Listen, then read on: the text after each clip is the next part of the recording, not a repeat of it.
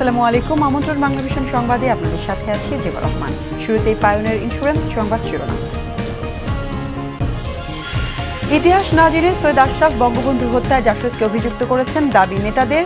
উস্কানিমূলক কথায় কান্না দেওয়ার আহ্বান ইনুর। আশরাফের বক্তব্য ব্যক্তিগত বললেন ওবায়দুল কাদের। স্বরাষ্ট্র অভিযানের নামে আসল অপরাধীদের আড়াল করে নিরীহ মানুষকে আটক করছে পুলিশ, বললেন বেগম জিয়া। জঙ্গি উত্থান ঘটিয়ে দেশ অস্থিতিশীল করার অভিযোগ। জঙ্গি বিরোধী অভিযানে কাউকে হয়রানি না করার নির্দেশ প্রধানমন্ত্রীর, জানিয়েছেন স্বরাষ্ট্রমন্ত্রী। চতুর্থ দিনে ২৬ জঙ্গি সহ ৩ সহস্রাধিক আটক। রাজনৈতিক প্রভাব ও বাণিজ্যমুক্ত রাখতে স্কুলগুলোর গভর্নিং বডিতে এমপিদের না রাখার পক্ষে শিক্ষাবিদরা। উচ্চ আদালতের রায়কে স্বাগত।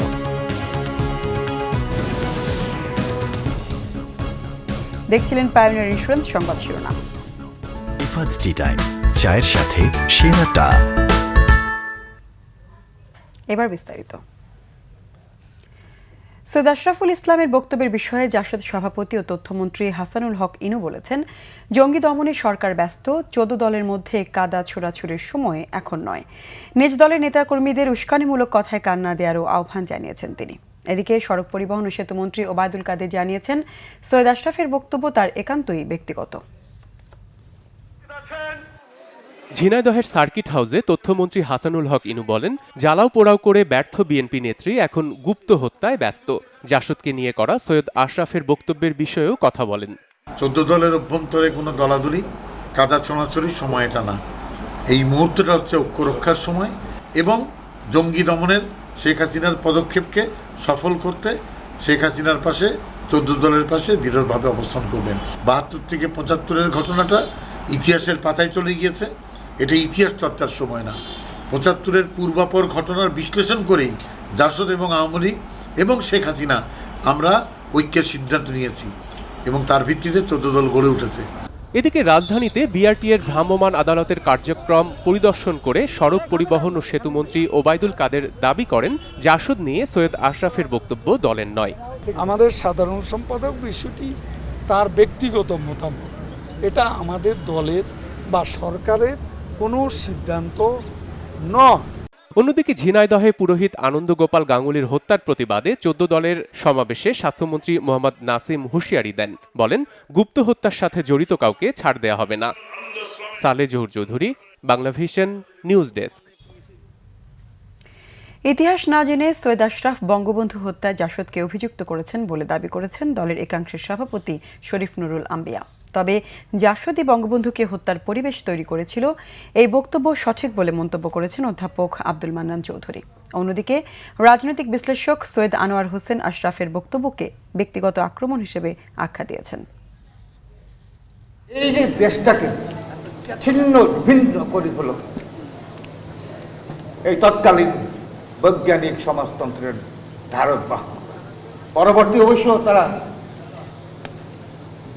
জাসদ নামে একটা রাজনৈতিক সংগঠন করে। আর এখন আমাদের লেজুর ব্যক্তি একজন মন্ত্রী দেওয়া হয়েছে, এটি যথেষ্ট যে হটকারীরা কোনো সময় কনস্ট্রাকটিভ না এবং তারা ভণ্ড। সোমবার ছাত্রলীগের বর্ধিত সভায় সরকারের অন্যতম শরিক জাসদকে অভিযুক্ত করে জনপ্রশাসন মন্ত্রী সৈয়দ আশরাফুল ইসলামের এমন মন্তব্য নতুন করে আলোচনার জন্ম দিয়েছে। সৈয়দ আশরাফের এই বক্তব্য শতভাগ সত্যি বলে মন্তব্য করেছেন অধ্যাপক আব্দুল মান্নান চৌধুরী।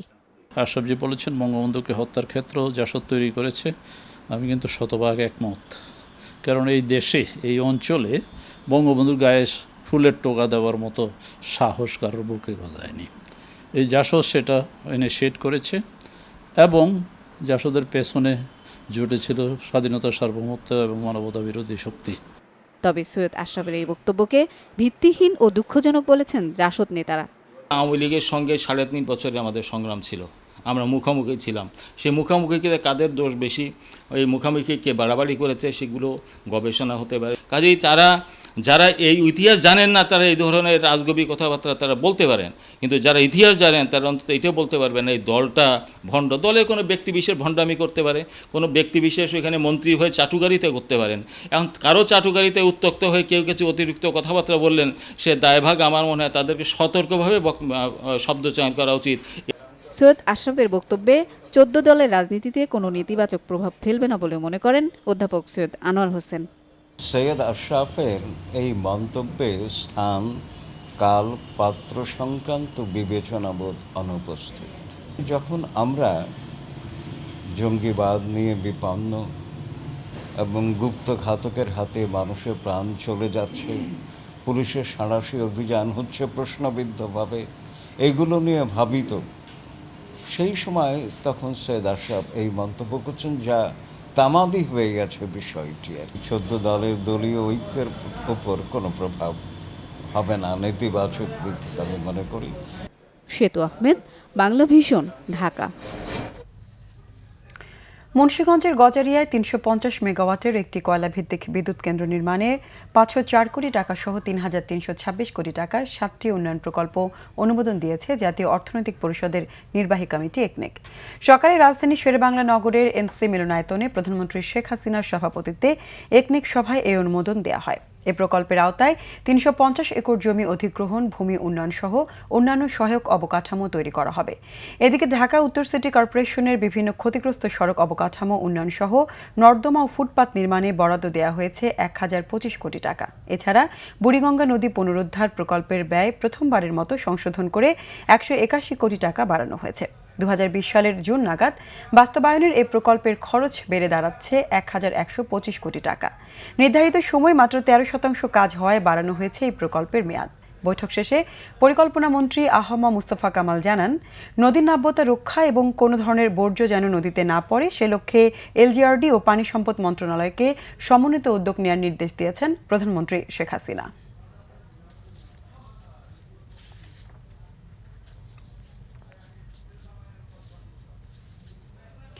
বহির্বিশ্বে বাংলাদেশ এখন আর দুর্বল রাষ্ট্র নয়। উন্নয়নের মাধ্যমে দেশের অগ্রগতি ধরে রাখতে চায় সরকার। আর এক্ষেত্রে আইনজীবী সহ সবার সহযোগিতা চেয়েছেন প্রধানমন্ত্রী শেখ হাসিনা। সুপ্রিম কোর্ট আইনজীবী সমিতির সভাপতি ইউসুফ হোসেন হুমায়ুনের পক্ষ থেকে দেয়া ইফতার অনুষ্ঠানে যোগ দিয়ে এসব মন্তব্য করেন প্রধানমন্ত্রী। এতে প্রধানমন্ত্রী ছাড়াও প্রধান বিচারপতি এসকে সিনহা, মন্ত্রিপরিষদের সদস্য, সুপ্রিম কোর্টের 2 বিভাগের বিচারপতি, সাংবিধানিক বিভিন্ন প্রতিষ্ঠানের ব্যক্তিবর্গ উপস্থিত ছিলেন সামরিক ও বেসামরিক কর্মকর্তারাও। ইফতারের আগে আইনজীবীদের সঙ্গে কুশল বিনিময় করেন প্রধানমন্ত্রী শেখ হাসিনা। পরে দেশ ও জাতির শান্তি ও সমৃদ্ধি কামনায় মোনাজাত করা হয়। সাঁড়াশি অভিযানের নামে আসল অপরাধীদের আড়াল করে নিরীহ মানুষকে গ্রেফতার করছে সরকার। অভিযোগ বিএনপি চেয়ারপারসন বেগম খালেদা জিয়ার। রাজধানীর বসুন্ধরার আন্তর্জাতিক কনভেনশন সেন্টারে ইফতার মাহফিল করে association of engineers Bangladesh app. এতে প্রধান অতিথি ছিলেন বিএনপি চেয়ারপারসন বেগম খালেদা জিয়া। ইফতার মাহফিলে বিএনপি চেয়ারপারসন বলেন, সারা দেশে জঙ্গি উত্থান ঘটিয়ে দেশকে অস্থিতিশীল করার ষড়যন্ত্র করছে সরকার। সাঁড়াশি অভিযানের নামে সরকার দেশকে কারাগারে পরিণত করেছে। রমজান মাসে গণগ্রেফতার করে সাধারণ মানুষ হয়রানি, জীবন দুর্বিষহ তুলেছে। নিরীহ মানুষকে গ্রেফতার করে অর্থ বাণিজ্য করছে আইনশৃঙ্খলা বাহিনীর সদস্যরা। বিরোধী মত দমনে সরকার অত্যাচার নির্যাতন করছে বলে অভিযোগ করেন বেগম জিয়া।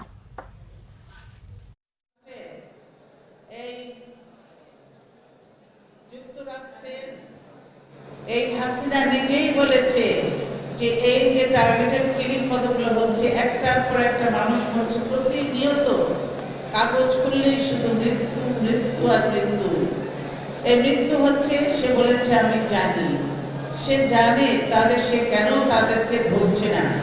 আসল ব্যক্তিকে না ধরে তাদেরকে আড়াল করে রেখে বা তাদেরকে বিদেশে, এই ঘটনা ঘটানোর পর বিদেশে পার করে দিয়ে এখন বিএনপি এবং অন্যান্য বিরোধী দলের সকল নেতা কর্মী এবং নিরীহ সাধারণ মানুষগুলিকে ধরছে। প্রধানমন্ত্রী শেখ হাসিনাকে হত্যার উদ্দেশ্যে বেগম খালেদা জিয়া আরেকটি 21শে আগস্ট ঘটানোর অপচেষ্টায় লিপ্ত অভিযোগ করেছেন আওয়ামী লীগের প্রেসিডিয়াম সদস্য শেখ ফজলুল করিম সেলিম।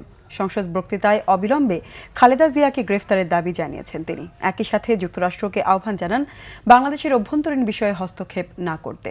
এদিকে জাতীয় পার্টির সদস্য কাজী ফিরোজ রশিদ বলেন, স্বাধীনতার পর জাসদ গণহত্যা না চালালে, ধরে ধরে আওয়ামী লীগ নেতাদের হত্যা না করলে বঙ্গবন্ধুও হত্যার শিকার হতেন না।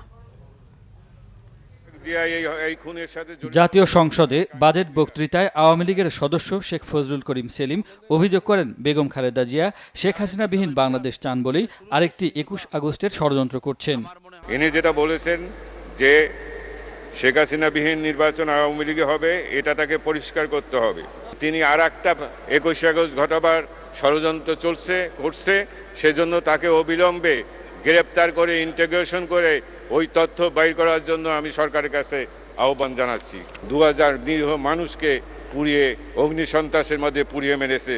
শুধু তাই নয়, 500 লোক এখনো পঙ্গু হয়েছে। খালেদা জিয়া এটা করেছে মানুষ স্পিকার, এটা মানবতা বিরুদ্ধে অপরাধ।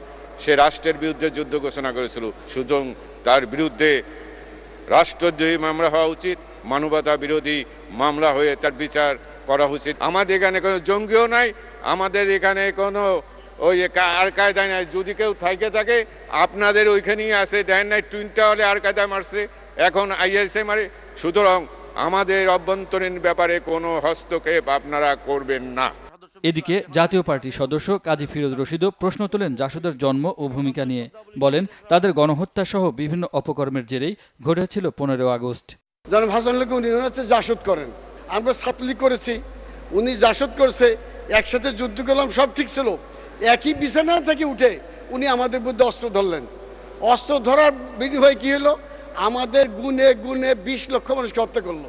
সেদিন যদি জাসদ গণবাহিনী করে নির্বিচারে এইভাবে মানুষকে, আওয়ামী লীগের নেতাদেরকে, কর্মীদেরকে বেছে বেছে হত্যা না করতো, তাহলে দেশের দুর্দিন হতো না। বঙ্গবন্ধুর মতো অত বড় জাতীয় নেতাকে আমরা হারতাম না। অন্যদিকে জাতীয় সংসদে মঙ্গলবার পাশ হয়েছে নৌবাহিনী সংশোধন বিল 2016। ইমরুল কায়েস, বাংলা ভিশন, ঢাকা। জঙ্গি ও সন্ত্রাস বিরোধী অভিযানে কেউ যেন হয়রানির শিকার না হন তার নির্দেশ দিয়েছেন প্রধানমন্ত্রী শেখ হাসিনা, জানিয়েছেন স্বরাষ্ট্রমন্ত্রী আসাদুজ্জামান খান। স্বরাষ্ট্রমন্ত্রী বলেন, প্রধানমন্ত্রীর এই নির্দেশনা এরই মধ্যে পুলিশ বিভাগের ঊর্ধ্বতন কর্মকর্তাদের জানিয়ে দেওয়া হয়েছে। জঙ্গি ও অপরাধীদের ধরার জন্যই এই অভিযান চলছে। এরই মধ্যে কয়েক হাজার অপরাধীকে গ্রেফতার করা হয়েছে। এদের সবাই জঙ্গি নয় উল্লেখ করে স্বরাষ্ট্রমন্ত্রী বলেন, বিভিন্ন মামলার ওয়ারেন্টভুক্ত ও পলাতক আসামিদেরও ধরা হচ্ছে। এ নিয়ে বিভ্রান্ত তৈরির কোনো সুযোগ নেই বলেও মনে করেন স্বরাষ্ট্রমন্ত্রী। এদিকে সন্ত্রাস বিরোধী বিশেষ অভিযানের চতুর্থ দিনে সন্দেহভাজন 26 জঙ্গি সহ সারা দেশে 3115 জনকে আটক করা হয়েছে। এ পর্যন্ত আটকের সংখ্যা 11,684 জন। আর অভিযানের পঞ্চম দিন চলছে। পুলিশ সদর দফতর থেকে পাঠানো এক বার্তায় তথ্য জানানো হয়। অভিযানের চতুর্থ দিনে চট্টগ্রামে 321, রাজশাহীতে 91, বাংলা ভাইয়ের ঘনিষ্ঠ সহযোগী গরিবুল্লাহ আকন্দ সহ ময়মনসিংহে 110 জন, সাতক্ষীরায় জামাত শিবিরের 9 জন সহ 47 জন, নাটোরে 63, পাবনায় 81, কুড়িগ্রামে 31, বগুড়ায় 96, গাইবান্ধায় 42, পঞ্চগড়ে 22, নীলফামারীতে 1 জেএমবি সদস্য সহ 22 জন এবং ঝিনাইদহে 2 জেএমবি সদস্য ও 2 জামাত কর্মী সহ আটক করা হয়েছে 27 জনকে। অভিযানের চতুর্থ দিনে আটক করা হয় 3115 জনকে, যাদের মধ্যে 26 জন জঙ্গি বলে পুলিশ সদর দপ্তর থেকে জানানো হয়েছে। সন্ত্রাস জঙ্গিবাদ দমনে এই অভিযান শুরু হয় গত শুক্রবার থেকে। শিক্ষা প্রতিষ্ঠানকে রাজনৈতিক প্রভাব ও বাণিজ্যিকীকরণের বাইরে রাখতে হলে সংসদ সদস্যদের গভর্নিং বডির সভাপতি রাখা যাবে না বলে মত দিয়েছেন বিশিষ্ট শিক্ষাবিদরা। এ সংক্রান্ত উচ্চ আদালতের রায়কেও স্বাগত জানিয়েছেন তারা। বলেছেন, সংসদ সদস্যরা সভাপতি হওয়ায় অনেক শিক্ষা প্রতিষ্ঠানই লাভজনক বাণিজ্যিক প্রতিষ্ঠানে রূপ নিয়েছে। শিক্ষা প্রতিষ্ঠান প্রভাবমুক্ত না হলে শিক্ষার মান উন্নয়ন সম্ভব নয়। রবিবার প্রধান বিচারপতি এস.কে. সিনহার নেতৃত্বাধীন আপিল বেঞ্চ আদেশ দেন, শিক্ষা প্রতিষ্ঠানের পরিচালনা পর্ষদের সভাপতি পদে কোনো সংসদ সদস্য থাকতে পারবেন না। বিভিন্ন মহল এর সিদ্ধান্তকে স্বাগত জানিয়েছে। বেসরকারি প্রতিষ্ঠানের শিক্ষকরা বলছেন, শিক্ষা প্রতিষ্ঠানকে রাজনৈতিক প্রভাব মুক্ত রাখতে উচ্চ আদালতের রায় সময় উপযোগী। যারা শিক্ষা প্রতিষ্ঠানের গভর্নিং বডির সদস্য হবেন তারা অবশ্যই শিক্ষাবিদ হবেন, যারা শিক্ষায় অভিজ্ঞতা যাদের আছে, যারা পরিচালনায় দক্ষ। রাজনৈতিক প্রভাব যদি শিক্ষা প্রতিষ্ঠানে পড়ে তাহলে শিক্ষা প্রতিষ্ঠানের যে লক্ষ্য উদ্দেশ্য এইগুলো বিশেষ করে ব্যাহত হয়, শিক্ষক নিয়োগ ব্যাহত হয়। আর শিক্ষাবিদদের মতে, শিক্ষা প্রক্রিয়ার সাথে সম্পৃক্ত এমন কাউকেই দেয়া উচিত প্রতিষ্ঠান পরিচালনার দায়িত্ব, নয়তো শিক্ষার মান বৃদ্ধি সম্ভব নয়। আমরা দেখছি যে শিক্ষক নিয়োগ কিংবা অন্য অনেক ব্যাপারে আসলে অনেক সমস্যা হচ্ছে। কাজে এটা খুবই একটা স্বাভাবিক ব্যাপার যে একটা স্কুল থাকে, সেই স্কুলের মানে বোর্ডের চেয়ারম্যান হবেন একজন শিক্ষাবিদ, এটা স্বাভাবিক ব্যাপার। এটা এখন যে এমপিরা আগ্রহী তারা যে এখানে চলে আসেন এবং তাদের অনুগত লোকদের বসান, তাতে বোঝা যায় যে শিক্ষাতে বাণিজ্য ঢুকে গেছে, যে এইটা একটা বাণিজ্যের জায়গা হয়ে পড়েছে। আর এইটাতে তাদের ছেড়ে দেওয়া উচিত যারা শিক্ষানুরাগী তাদের হাতে। এটা যদি আইন করে, এটা যে হাইকোর্টের রায়ের উপরে নির্ভর করতে হলো, এটা কিন্তু একটা দুঃখজনক। এটা স্বাভাবিকভাবে হওয়া উচিত ছিল। সাম্প্রতিক সময়ের আলোচিত ঘটনা নারায়ণগঞ্জের শিক্ষক লাঞ্ছনার উদাহরণ টেনে শিক্ষার্থীরা বলেন, শিক্ষা সম্পৃক্ত কেউ সভাপতি থাকলে এই ধরনের ঘটনা হয়তো ঘটতো না। নারায়ণগঞ্জের শ্যামলকান্তি স্যারকে যেরূপ অত্যাচারে সামিল হতে হলো, সেখানে যদি একজন শিক্ষাবিদ হিসাবে সেই প্রতিষ্ঠানের সভাপতি থাকতো, তাহলে সে অবশ্যই শিক্ষকদের মূল্য দিতে জানতো। একটা শিক্ষাবিদ যদি হয়, সে অবশ্যই শিক্ষা সম্পর্কে ভালো জানবে, কোন দিক দিয়ে শিক্ষা পদ্ধতি চালনা করলে একটা দেশ শিক্ষা পদ্ধতি আবার আমাদের আগের মতো ফিরে আসবে, ছাত্র যাতে ভবিষ্যতে ভালো কিছু করতে পারবে সেই ভালো করে জানবে। একজন প্রকৃত শিক্ষা অনুরাগী শিক্ষা প্রতিষ্ঠানের পরিচালনায় থাকা উচিত বলেই সুপারিশ করেছেন অনেকে। যুথিকা ঘোষ, বাংলা ভিশন, ঢাকা। বিশিষ্ট শিক্ষাবিদ ও ঢাকা বিশ্ববিদ্যালয়ের সাবেক উপাচার্য অধ্যাপক ডক্টর এম মনিরুজ্জামান মিয়াকে বনানী কবরস্থানে দাফন করা হয়েছে। এর আগে সকালে মনিরুজ্জামান মিয়ার মরদেহ নেওয়া হয় ঢাকা বিশ্ববিদ্যালয়ের ভূগোল বিভাগে। সেখানে প্রথম জানাজা শেষে তার মরদেহে শ্রদ্ধা জানান সহকর্মীরা। ঢাকা বিশ্ববিদ্যালয়ের কেন্দ্রীয় মসজিদে অনুষ্ঠিত দ্বিতীয় জানাজায় অংশ নেন শিক্ষাবিদ, শিক্ষক, সাংবাদিক ও বিশিষ্টজনেরা। এছাড়াও বিএনপির মহাসচিব মির্জা ফখরুল ইসলাম আলমগীর, সিনিয়র যুগ্ম মহাসচিব রুহুল কবির রিজভী দলীয় নেতাকর্মীদের নিয়ে শ্রদ্ধা জানান এই শিক্ষাবিদের মরদেহে। সোমবার রাজধানীর একটি হাসপাতালে চিকিৎসাধীন অবস্থায় মারা যান ঢাকা বিশ্ববিদ্যালয়ের সাবেক উপাচার্য শিক্ষাবিদ অধ্যাপক ডক্টর এম মনিরুজ্জামান মিয়া।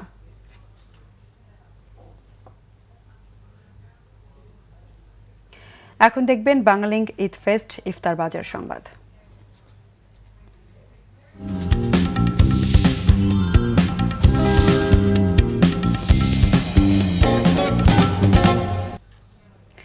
ভোজন রসিক বাঙালির জন্য বাহারিয়ার মুখরোচক ইফতারের পসরা 5 তারকা হোটেলগুলোতেও। কোনোটিতে রয়েছে সেহরির আয়োজনও। তাদের আইটেমগুলোর স্বাদেও ভিন্নতা, ঐতিহ্যবাহী খাবারের সাথে প্রায় প্রতিদিন থাকে নতুন রেসিপি।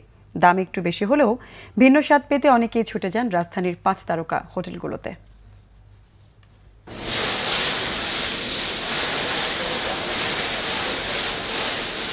রাজধানীর উচ্চবিত্তদের অনেকেই স্বজনদের নিয়ে ইফতার করতে ছুটে যান অভিজাত হোটেলে। তাদের রুচি পছন্দের যোগান দিচ্ছে ঢাকার 5 তারকা হোটেলগুলো, সেজেছেও নতুন সাজে।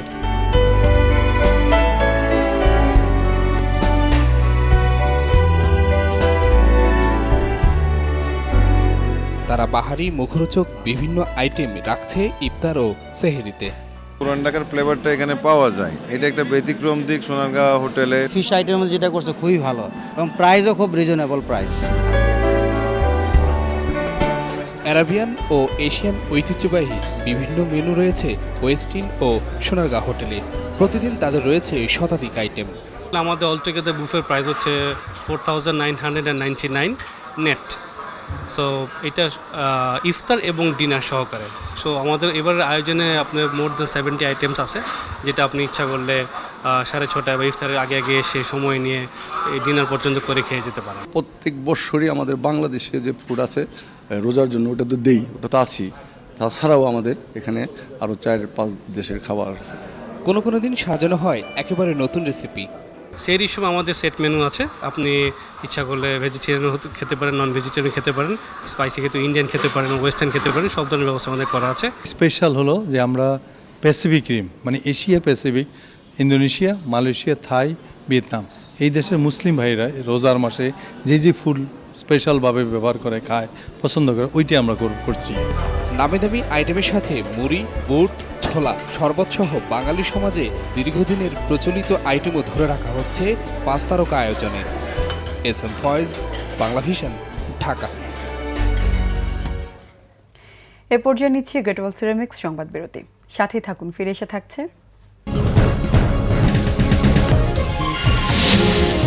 এবছরের শেষ নাগাদ নিজ মোবাইল নাম্বার ব্যবহার করে অপারেটর পরিবর্তনের সুযোগ পাবেন গ্রাহকরা, জানিয়েছে বিটিআরসি। মাগুরছড়া ট্যাংরাটিলা গ্যাস ক্ষেত্রে বিস্ফোরণে দায়ী শেভরন ও নাইকোর কাছ থেকে ক্ষতিপূরণ আদায়ের আহ্বান জাতীয় কমিটির।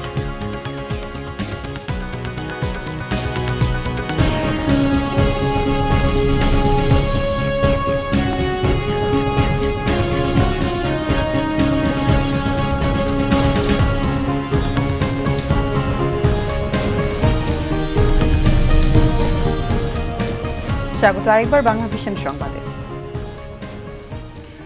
এবছরের শেষ নাগাদ নিজ মোবাইল নাম্বার ব্যবহার করেই ইচ্ছে মতো অপারেটরের সেবা পাবার সুযোগ তৈরি হবে বলে জানিয়েছেন Bangladesh telecommunication regulatory commission BTRC. সকালে বিটিআরসি কার্যালয়ে সংস্থাটির চেয়ারম্যান ডক্টর শাহজাহান মাহমুদ সাংবাদিকদের জানান, ফোন নাম্বার অপরিবর্তিত রেখে যে কোনো মোবাইল ফোন অপারেটরের সেবা উপভোগের সুযোগ তৈরি করতে আগামী বৃহস্পতিবারের মধ্যে আগ্রহী প্রতিষ্ঠানের কাছ থেকে আবেদনপত্র আহ্বান করেছে বিটিআরসি। প্রাথমিকভাবে মোবাইল ফোন অপারেটরগুলো নিজেরাই এই সেবা দেবে বলে সিদ্ধান্ত হলেও নতুন সিদ্ধান্ত অনুযায়ী তৃতীয় কোনো পক্ষের সহযোগিতায় এই সেবা কার্যকর করা হবে বলে জানিয়েছে বিটিআরসি। শর্ত অনুযায়ী কমপক্ষে 1 কোটি গ্রাহককে ন্যূনতম 3 বছর এই সেবা দিয়েছে এমন দেশি বা বিদেশি প্রতিষ্ঠানই এজন্য আবেদন করতে পারবেন। মাগুরছড়া ট্যাংরাটিলা গ্যাস ক্ষেত্রে বিস্ফোরণের জন্য দায়ী শেভরন ও নাইকোর কাছ থেকে ক্ষতিপূরণ আদায়ে সরকারকে কঠোর হওয়ার আহ্বান জানিয়েছে তেল গ্যাস বিদ্যুৎ বন্দর রক্ষা জাতীয় কমিটি। রাজধানীতে মাগুরছড়া দিবস উপলক্ষে আয়োজিত আলোচনায় এই আহ্বান জানান জাতীয় কমিটির নেতারা। কমিটির সদস্য সচিব অধ্যাপক আনু মোহাম্মদ বলেন, কোনো ক্ষতিপূরণ না দিয়ে এই গ্যাস ক্ষেত্রে কাজ করছে বিদেশি কোম্পানি। এটি জাতীয় স্বার্থের পরিপন্থী বলে মন্তব্য করেন বক্তারা। তারা বলেন, বিদেশি স্বার্থ রক্ষা করতে গিয়ে ভবিষ্যতে জ্বালানি খাতে দেশ আরও বড় বিপর্যয়ে পড়বে। আন্তর্জাতিক বাজারে জ্বালানির দাম অনেক কমে গেলে দেশে বেশি দামে বিদেশি কোম্পানির কাছ থেকে গ্যাস কিনছে সরকার। তাই চুক্তি সমন্বয়ের পরামর্শ দেন জাতীয় কমিটির নেতারা।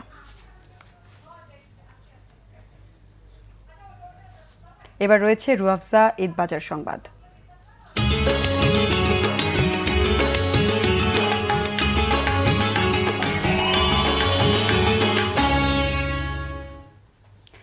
কাপড়ের মান, ডিজাইন ও ফিনিশিং এর কারণে বিদেশি পোশাকে ঝোঁক বেশি ফ্যাশন সচেতন নারীদের। তাদের কথা, এসব কাপড় একদিকে আরামদায়ক, আরেকদিকে রুচিসম্মত ও বৈচিত্র্যময়।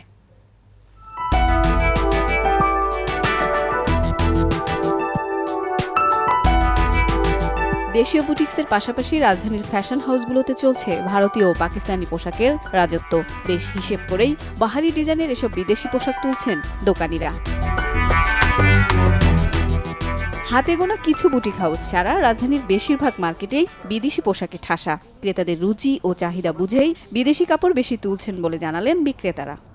আইটেম রাখি একটু নাকি আনকমন, ভিন্ন। আমাদের দেশীয় প্রোডাক্টগুলো যেমনগুলো আছে একঘেয়েমিপনার ডিজাইন, ফেব্রিক্স বলেন, ডিজাইন বলেন, রং বলেন, কালার বলেন, তো বিদেশি প্রোডাক্টটা যেমন একটু কালারফুল করে মানুষের চাহিদা মতন করতে পারে ওরা। কাস্টমার যদি বাংলাদেশ বুটিক্সগুলো চাহিদা অর্ডার দেয় তাহলে আমরা কিন্তু বাংলাদেশ বুটিক্সগুলো দেই। ইউজেবল ব্র্যান্ড হচ্ছে সানা সাফিনাস, তারপরে আছে আলকারাম, লাখানি, এগুলা পাকিস্তানি আইটেমের মধ্যে সবচেয়ে বেশি চলতেছে। আমাদের প্রাইসটাও রিজনেবল আছে। দেশি কাপড়ের মান ও ডিজাইনে বৈচিত্র্য কম থাকায় বিদেশি পোশাক বেশি নিয়েছেন বলে জানান ক্রেতারা। পরতে অনেক কমফোর্টেবল আর রংটাও চিকে বহুদিন, যার কারণে বাংলাদেশি বা অন্য ইন্ডিয়ান বুটিক্সের থেকে পাকিস্তানের বুটিক্সটা একটু বেশি মানুষের চাহিদা। ডিজাইনে অনেক ভ্যারাইটিস আছে, এই জন্য পছন্দ। দামটা বেশি আছে। পাকিস্তানের গুলো মানে ওয়াইড খুব বেশি হয়। হ্যাঁ, পাকিস্তানের ডিজাইনগুলো অবশ্যই অনেক ভালো লাগে, কারণ এগুলো অনেক কালারফুল হয়। হ্যাঁ, মেইনলি কালারফুলের জন্যই আমার কাছে ভালো লাগে। নিত্য নতুন ডিজাইন আসছে, কালেকশনগুলি খুব ভালো আর পরে খুব আরামদায়ক। এসব পোশাকের বিক্রি এখনো তেমন জমেনি, তবে কয়েকদিনের মধ্যেই বেচাকেনা জমে উঠবে বলে আশায় বিক্রেতারা। সেতু আহমেদ, বাংলা ভিশন, ঢাকা। আবারও নিচ্ছে গ্রেট ওয়াল সিরামিক্স সংবাদ বিরতি। সাথে থাকুন, ফিরে এসে থাকছে। ফ্রান্সে পুলিশ দম্পতি হত্যার দায় স্বীকার করেছে জঙ্গি সংগঠন আইএস। হামলার নিন্দা জানিয়েছেন দেশটির প্রেসিডেন্ট ফ্রাঁসোয়া ওলাদ। প্রাইমদরেশ্বরের বিপক্ষে বিতর্কিত ম্যাচের রেশ না কাটতেই বুধবার মোহামেডানের বিপক্ষে আবারও মাঠে নামছে আবাহনী।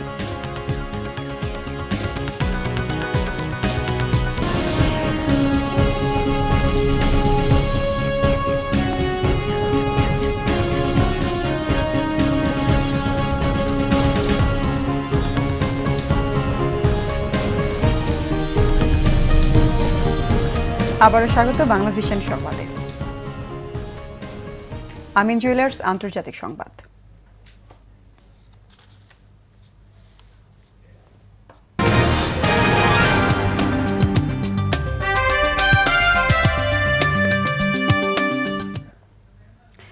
সাত মাসের ব্যবধানে ফ্রান্সের প্যারিসে আবারও আঘাত হানল জঙ্গি সংগঠন আইএস। এবার ছুরিকাঘাতে খুন করা হলো এক পুলিশ দম্পতিকে। একে সন্ত্রাসবাদী হামলা উল্লেখ করে নিন্দা জানিয়েছেন ফ্রান্সের প্রেসিডেন্ট ফ্রাঁসোয়া ওলাদ। স্বরাষ্ট্র মন্ত্রণালয়ের মুখপাত্র পিয়েরে হেনরি জানান, পুলিশ কর্মকর্তাকে নিজ বাড়ির বাইরে ছুরিকাঘাতে হত্যার পর ভেতরে থাকা স্ত্রী ও শিশু সন্তানকে জিম্মি করা হয়। এক পর্যায়ে কর্মকর্তার স্ত্রীকেও খুন করে পালাতে চাইলে নিরাপত্তা বাহিনীর গুলিতে নিহত হয় হামলাকারী লারসি আবাল্লা। অক্ষত অবস্থায় পুলিশ কর্মকর্তার শিশুকে উদ্ধার করা হয়েছে। নিজস্ব ওয়েবসাইটে দেয়া বিবৃতিতে দায় স্বীকার করেছে আইএস। পাকিস্তানি জঙ্গিদের সাথে জড়িত থাকার দায়ে 2013 সাল থেকে 3 বছরের কারাদণ্ড ভোগ করেন 25 বছর বয়সী ওই হামলাকারী। প্রতিক্রিয়ায় প্রেসিডেন্ট ওলাদ জানান, ভয়াবহ সন্ত্রাসী হামলার ঝুঁকিতে রয়েছে ফ্রান্স। তিনি বলেন, নিঃসন্দেহে সন্ত্রাসবাদী হামলা এটি। ওলাদের মতে কেবল ফ্রান্সই নয়, যুক্তরাষ্ট্র প্রতিনিয়ত এ ধরনের হামলার ঝুঁকিতে রয়েছে। এই ঘটনার জেরে মন্ত্রিপরিষদের জরুরি বৈঠক শেষে সাংবাদিকদের সাথে কথা বলেন স্বরাষ্ট্রমন্ত্রী বুনাফ কাজেফু। সন্ত্রাসবাদের হুমকি মোকাবেলায় সবাইকে ঐক্যবদ্ধ থাকার আহ্বান জানিয়েছেন তিনি। গেল নভেম্বরে রাজধানী প্যারিসে সিরিজ হামলায় 130 জন নিহত হয়। এবারে ক্লেমন খেলার সংবাদ।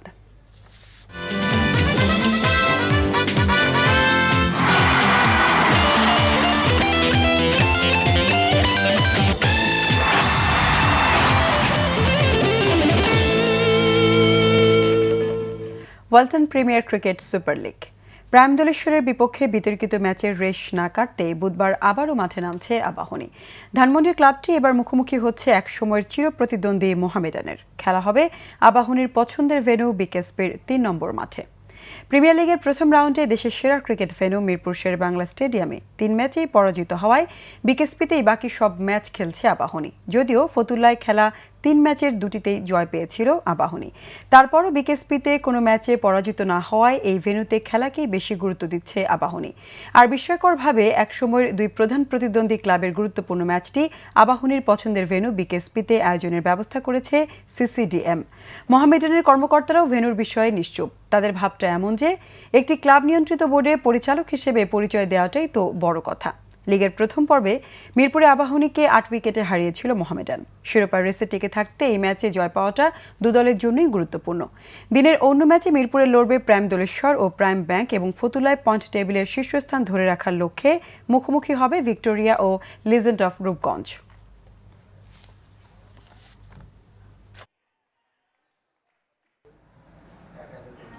মিরপুরে খেলা হলে সবচেয়ে ঠিক হবে, আর ফতুল্লাতে বিকেএসপিতে খেলা হলে উল্টোপাল্টা হবে, এটা কিন্তু ঠিক না। কিন্তু সব মাঠে কিন্তু একই রকম, একই ধরনের আম্পায়ারে খেলা পরিচালনা করে। এখানে আমার মনে হয় না কোনো পক্ষপাতমূলক কিছু করার কোনো সুযোগ আছে। আমাদের প্লেয়ার যারা আছে এরা বিকেএসপিতে ফতুল্লা তারা খেলতে চায় বেশি মিরপুর চেয়ে, ওরা অনেক কমফোর্ট ফিল করে। আমিও কোনো কমপ্লেন পাইনি আসলে। সত্যি প্লেয়াররা যখনই খেলতে পারে না তখনই কিন্তু রেফারির দোষ, ওই অন্যদের দোষ দিয়ে বসে থাকে, কিন্তু আম্পায়ারের দোষ, রেফারির দোষ, এদের দোষ দিয়ে বসে থাকে যখন খেলতে পারে না। ওই জন্য কোয়ালিটি মানে খেলা হইলে তো আর কমপ্লিট দিবে না। এবারে ফুটবল প্রসঙ্গ। ফেডারেশন কাপ ফুটবলের কোয়ার্টার ফাইনালে উঠল আবাহনী। ফেনী সকারকে হারালো 1-0 গোলে। টুর্নামেন্টে টিকে থাকতে গ্রুপ এতে জয়ের কোনো বিকল্প ছিল না আবাহনীর। অন্যদিকে ড্র করলেই আবাহনীকে হটিয়ে শেষ 8 নিশ্চিত হতো চমক জাগানো দল ফেনী সকারের। এমন সমীকরণের ম্যাচে প্রতিপক্ষের ফুটবলাররা কিছু বুঝে ওঠার আগেই গোল আদায় করে নেয় ঐতিহ্যবাহী আবাহনী। মাত্র 45 সেকেন্ডে সানডের পাশে ইংলিশ ফরওয়ার্ড লেটক বল জড়ান ফেনী সকারের জালে। ঘরোয়া ফুটবলের ইতিহাসে অন্যতম দ্রুততম গোল এটি। লিড নিয়ে এগিয়ে যাওয়া আবাহনী ব্যবধান বাড়ানোর সুযোগ পেলেও ব্যর্থ হয়। বিরতির পর দ্বিতীয় হলুদ কার্ডে শাকিল মাঠ ছাড়লে 10 জনের দলে পরিণত হয় সকারুরা। তবুও ম্যাচে ফেরার সুযোগ পেয়েছিল তারা, কিন্তু ফিনিক্সের ফ্রি কিক আবাহনী গোলরক্ষক রুখে দিলে হতাশ হতে হয় ফেনী সকারকে। ম্যাচ সেরা পুরস্কার পান লেটাক। এই জয়ে গ্রুপ এ থেকে শেষ 8-এ আরামবাগের সঙ্গী হলো আবাহনী। দর্শক, এই ছিল এখনকার মতো। পরের সংবাদ রাত 10:30। এর আগে 9টায় রয়েছে নিউজ টপ 10 দেখার আমন্ত্রণ রইল। এছাড়া দেশ বিদেশের সর্বশেষ সংবাদ সবার আগে জানতে আপনার গ্রামীণ ফোন বাংলালিংক ও এয়ারটেল থেকে ডায়াল করুন 1616 এই নম্বরে। সঙ্গে থাকায় ধন্যবাদ।